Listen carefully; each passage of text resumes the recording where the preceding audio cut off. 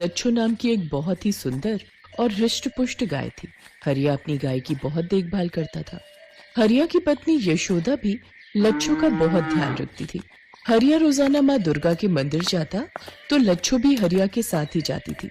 जब तक हरिया मंदिर में पूजा करता तब तक उसकी गाय लच्छो मंदिर के आसपास बने खेतों में हरी घास खाती और मंदिर की सीढ़ियों के पास आकर खड़ी हो जाती और खूब जोर जोर से आवाज करती, मानो वो भी मंदिर में आए भक्तों के साथ माँ दुर्गा के नाम का जयकारा लगा रही हो। हरिया, तुमने अपनी गाय को बहुत ही अच्छी आदत सिखाई है।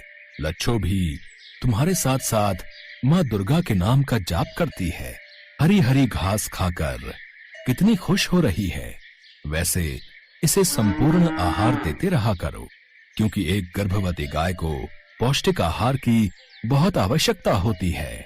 जी पंडित जी, अपनी तरफ से तो मैं इसका पूरा ख्याल रखता हूँ। बाकी माँ दुर्गा की कृपा से बस बछड़ा बिना परेशानी के ठीक से हो जाए, अब यही कामना करता हूँ। चिंता मत करो हरिया, माँ दुर्गा की कृपा से सब कुछ ठीक होगा। जय माता दी। जय माता की पंडित जी। हरिया की गाय जब से गर्भवती हुई थी तब से हरिया उसका पूरा ख्याल रखता था। उसे आसपास घुमाना फिराना, अच्छा पौष्टिक आहार देना, समय समय पर उसे पशु चिकित्सक को दिखाना, वो सब काम अच्छे से कर रहा था। एक दिन हरिया लच्छो को लेकर घर लौट रहा था। रास्ते में उसे दो अनजान आदमी मिले। उनमें से एक ने हरिया से कहा, राम राम भाई, बता सकते हो यहाँ पशु बाजार कहाँ है? हमें अपने लिए एक गाय खरीदनी है। गांव के किनारे एक सड़क जा रही है, वहीं पर पशु बाजार लगता है। तुम किसी से भी पूछोगे तो वो रास्ता बता देगा। अच्छा, तो तुम भी गाय खरीद कर आ रहे हो? ये गाय गर्भवती दिखाई देती है, बड़ी हृष्ट पुष्ट गाय है। कितने की खरीदी? नहीं नहीं, मैंने इसे खरीदा नहीं है, ये बचपन से ही मेरे साथ रहती है। अच्छा, मैं चलता हूँ। मैं बेचोगे अपनी गाय? अच्छे दाम देंगे। अनजान लोगों की बात सुनकर हरिया गुस्से में आ जाता है। अरे तुम तो पीछे ही पड़ गए हो, मैंने पशु बाजार का रास्ता बता दिया ना, फिर क्यों फालतू की बातें कर रहे हो? जाओ भाई, अपने रास्ते जाओ। सोच लो, ऐसा मौका फिर हाथ नहीं आएगा। रातों रात अमीर बन जाओगे। हम बहुत अच्छे दामों में तुम्हारी गाय शहर में बिकवा देंगे। हरिया के साथ लच्छो भी थी, इसलिए वो उन दोनों आदमियों से उलझना नहीं चाहता था। इसलिए वो चुपचाप घर चला गया। अगले दिन हरिया लच्छो को लेकर दुर्गा मंदिर पहुंचा और पूजा करने लगा। हरिया ने रोजाना की तरह लच्छो को मंदिर के सामने खेतों में घास चरने के लिए छोड़ दिया। लच्छो घास खाकर थोड़ी देर में ही वापस लौट आती थी, पर बहुत देर तक वो वापस नहीं लौटी तो हरिया घबरा गया। पंडित जी, आपने लच्छो को कहीं देखा? वो रोजाना मंदिर की सीढ़ियों के पास आकर खड़ी हो जाती है। मैंने आसपास के खेतों में ढूंढ लिया, वो कहीं भी दिखाई नहीं दे रही। नहीं हरिया, मैंने तो तुम्हारी गाय को नहीं देखा। मैं तो हवन के लिए किसी के घर गया हुआ था, अभी लौटा हूँ। हरिया की आंखों में आंसू आ जाते हैं और वो माँ दुर्गा के सामने रोने लगता है। यशोदा को भी ये बात पता चलती है तो वो भी दौड़ी दौड़ी मंदिर आती है। दोनों मिलकर पूरे गांव में अपनी गाय को ढूंढते हैं, पर लच्छो का कुछ पता नहीं चलता। सुनो जी, घर चलो, रात होने को आई है, हम कल चलकर पुलिस में खबर कर देंगे। यशोदा, हमारी लच्छो न जाने किस हाल में होगी। हरिया ने पूरी कोशिश कर ली, पुलिस में रिपोर्ट भी लिखवा दी, पर पुलिस भी लच्छो को ढूंढ नहीं पा रही थी। लच्छो को चोरी हुए 3 दिन बीत चुके थे। यशोदा ने देखा हरिया घर पर नहीं है। वो घबरा गई और दौड़ी हुई माँ के मंदिर में गई। उसने देखा हरिया माँ दुर्गा की मूर्ति के सामने सिर पटक पटक कर रो रहा है। हे माँ, मेरी लच्छो को वापस भेज दो, पता नहीं उसे कौन ले गया। मेरी प्रार्थना सुनो माँ, मैंने अपनी लच्छो को अपनी बच्ची की तरह पाला है। अगर उसके साथ कुछ गलत हो गया तो मैं जी नहीं पाऊंगा। माँ, मेरी प्रार्थना सुनो माँ। सुनो जी, अपने आप को संभालो ना, पुलिस चोरों की तलाश कर रही है। आपको देवी मैया पर विश्वास है ना? हाँ यशोदा, देवी माँ का ही तो सहारा है, उन्हीं पर मुझे विश्वास है। वो मेरी लच्छो को कुछ नहीं होने देंगी, वो उसकी रक्षा करेंगी। माँ दुर्गा ने देखा कि उनका भक्त अपनी गाय से कितना प्रेम करता है। एक जानवर के प्रति इतना प्रेम और दयालुता देखकर करुणामयी माँ दुर्गा ने अपनी शक्ति दिखाई और वो लच्छो के सामने प्रकट हुई।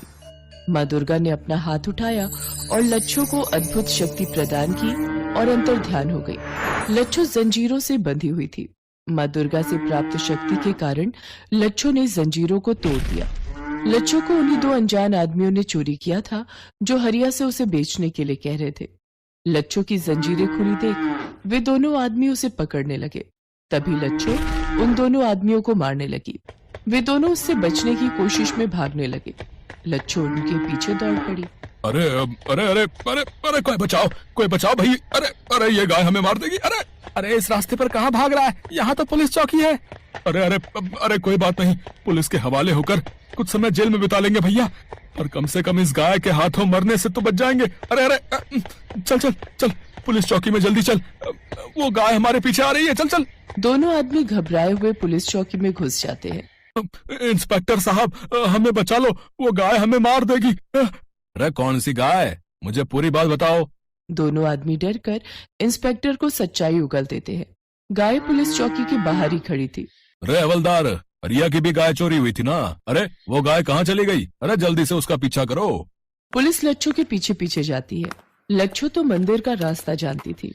वो दुर्गा मंदिर की सीढ़ियों के सामने जाकर आवाज लगाने लगती है। हरिया उसकी आवाज सुनता है तो खुशी से फूला नहीं समाता। यशोदा, ये तो हमारी लच्छू की आवाज है। हे देवी मैया, आपने मेरी लच्छू को वापस बुला लिया, आपकी जय हो माँ। हरिया, तुम्हारी गाय बहुत समझदार है, ये खुद ही तुम्हारे पास लौट आई। चोरों ने अपना जुर्म कबूल कर लिया है। हरिया को सारी घटना का पता चलता है तो उसे पूरा यकीन हो जाता है कि ये सारा चमत्कार माँ दुर्गा ने ही किया है। हरिया और यशोदा लच्छू को खूब प्यार करते हैं। लच्छू भी अपने घर लौट आई थी, इसलिए वो खुशी से आवाजें निकाल रही थी, मानो वो भी माँ दुर्गा को धन्यवाद कह रही हो।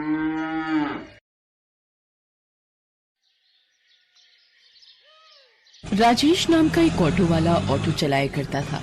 उसकी बीवी शीतल और 7 साल का बेटा राजू था। वो अपने परिवार के साथ हंसी खुशी जिंदगी बसर कर रहे थे। अजी सुनती हो? हाँ, आ रही हूँ अभी। देखो मैं तुम्हारे लिए क्या लेकर आया हूँ। हाँ बोलिए, क्या हुआ? और इस पैकेट में क्या है? खुद ही देख लो, ये लो खोलो। इसमें तो साड़ी है जी।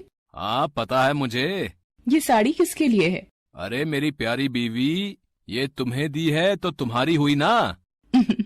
ये तो बहुत प्यारी है, पर इसकी क्या जरूरत थी? इतना तो हम पैसा बचा भी नहीं पाते, और ये फालतू के खर्चे क्यों किए आपने? अरे पगली, मैं वैसे भी तुझे कहाँ कुछ दे पाता हूँ, एक साड़ी ही तो है। तू कभी कुछ नहीं मांगती मुझसे। आज थोड़ा धंधे में मुनाफा हुआ तो सोचा आज तेरे लिए एक साड़ी ले चलता हूँ। बहुत दिन से तुझे कुछ दिया ही नहीं। मैं जानती हूँ हालातों को, तभी तो आपसे कुछ नहीं मांगती। चल अब ये बेकार की बातें बंद कर और इसे पहन कर दिखाओ, देखूं तो इसमें मेरी बीवी कितनी सुंदर दिखती है। शीतल साड़ी पहनने अंदर चली जाती है और थोड़ी देर में साड़ी पहनकर बाहर आती है। आहा, देखा साड़ी कितनी सुंदर लग रही है तुझ पर, ये रंग तुझ पर बहुत खिल रहा है। इसी तरह हंसी खुशी से दिन बीत रहे थे। अचानक से राजेश की पत्नी शीतल बीमार हो जाती है और डॉक्टर की फीस और दवाइयाँ देते देते राजेश को अपना ऑटो बेचना पड़ जाता है। अब तो मेरे पास पैसे भी खत्म हो गए और शीतल की तबीयत में कोई सुधार भी नहीं हो रहा। अब पैसे कहाँ से आएंगे? शीतल को इस हालत में नहीं देखा जाता। ऐसा करता हूँ, अपना ऑटो बेच देता हूँ। राजेश ये सोचकर अपनी ऑटो लेकर एक दुकान पर पहुंचता है। भाई मुझे ये ऑटो बेचना है। क्यों भाई, इस ऑटो में कोई खराबी है? ऑटो में कोई परेशानी नहीं है, मुझे पैसों की सख्त जरूरत है। मेरी बीवी बहुत बीमार है और मुझे पैसों की जरूरत है, इसलिए मुझे ऑटो बेचना पड़ रहा है। अरे भाई, अगर ऑटो बेच दोगे तो घर का खर्चा कैसे चलाओगे हैं? हाँ, पर बीवी की तबीयत भी तो देखनी है। उसकी दवाइयों के लिए मेरे पास पैसे नहीं है और मुझे कुछ समझ में नहीं आ रहा है कि अब क्या करूं। अरे भाई, एक काम कर सकते हैं आप, ऑटो बेचकर एक रिक्शा ले लो, जिससे कुछ पैसे भी मिल जाएंगे और तुम घर चलाने के लिए रिक्शा भी ले लोगे। क्या समझे? बात तो तुम सही कह रहे हो भाई। राजेश बात मान जाता है। राजेश ऑटो बेचकर एक रिक्शा ले लेता है और दिन रात उस पर मेहनत करता है। वहाँ राजेश की पत्नी की तबीयत अचानक खराब हो जाती है और वो उसे हॉस्पिटल लेकर जाता है। डॉक्टर साहब, मेरी पत्नी को एक बार देख लीजिए, उसकी तबीयत बहुत खराब है। ठीक है, इसे मेरे केबिन में लेकर आओ। राजेश शीतल को डॉक्टर के केबिन में लेकर जाता है। इनकी तबीयत बहुत खराब है, आप ये इंजेक्शन जल्दी से लेकर आइए, वरना मैं कुछ नहीं कर पाऊंगा। राजेश के पास पैसे नहीं थे। थोड़े से पैसे लेकर राजेश दवाई की दुकान पर जाता है और इंजेक्शन लेने के लिए पैसे देता है। इनमें 10 रुपए कम है। भाई मुझे इंजेक्शन दे दो, मेरी बीवी की तबीयत बहुत खराब है।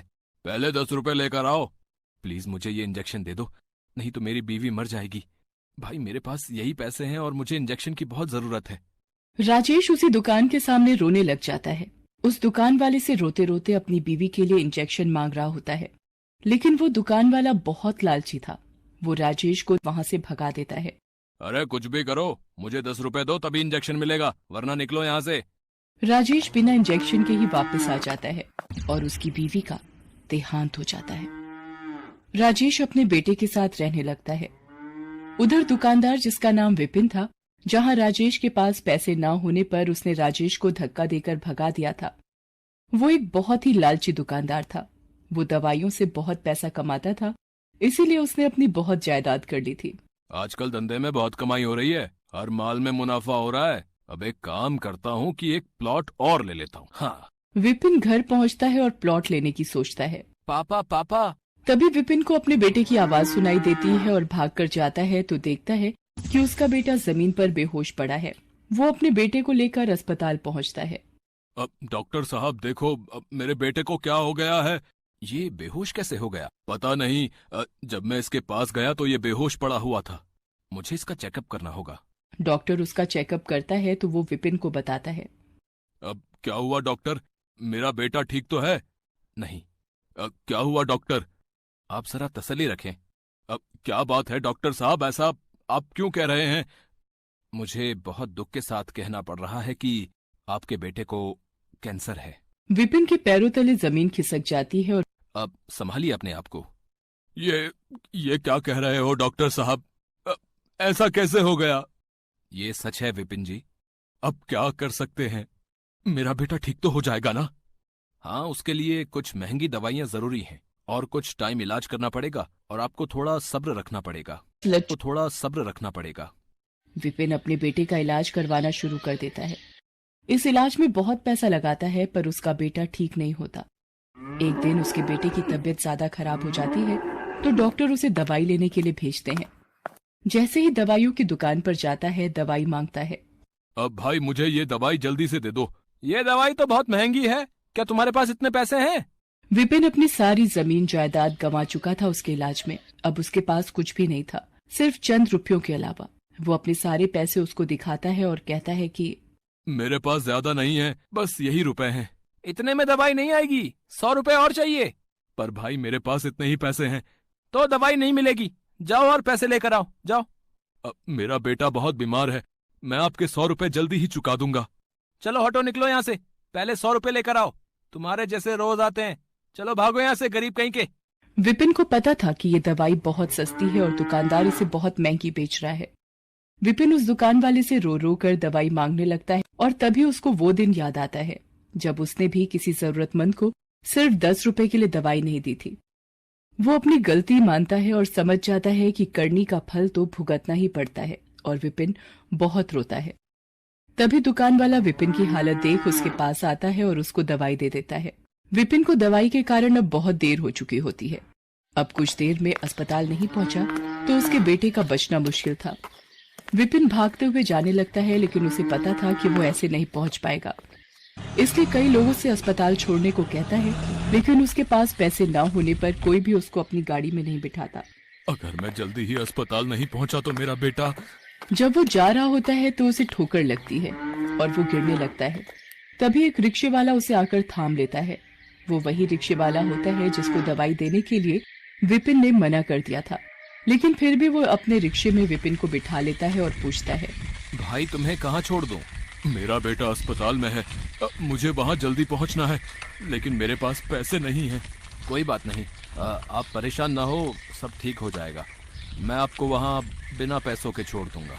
विपिन बैठे बैठे बस अपने किए पर पछता रहा होता है। उसका लालच उसके सामने आ रहा था। वो अपने किए पर बहुत पछता रहा था, पर समय निकल चुका था। मैंने दूसरों का बहुत दिल दुखाया है और शायद इसीलिए आज मेरी ये हालत है। इसी वजह से मुझे आज ये दिन देखना पड़ रहा है।